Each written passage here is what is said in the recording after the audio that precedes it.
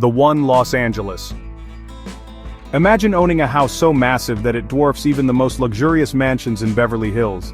A house so extravagant that it took over a decade to build, featuring 42 bathrooms, a nightclub, a 50-car garage, and an infinity pool that looks like it stretches into the horizon.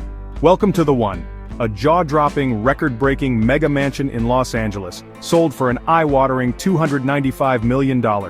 Built by developer Niall Niami, this 105,000-square-foot estate was supposed to be the most expensive private residence in the world, initially listed at $500 million. But after years of financial trouble and legal battles, it hit the auction block, where it still managed to shatter records as the most expensive home ever sold in the US. Now the big question, who bought it? Meet Richard Sajian, the CEO of Fashion Nova, a fast fashion empire worth billions. He outbid multiple buyers to claim this futuristic palace, adding another extravagant property to his real estate portfolio. But here's the twist, Sajian bought the One at a massive discount. The house was drowning in debt, and he swooped in like a business shark, grabbing it for nearly half its original price. A steal? Maybe. But maintaining a property like this comes with its own set of million-dollar problems.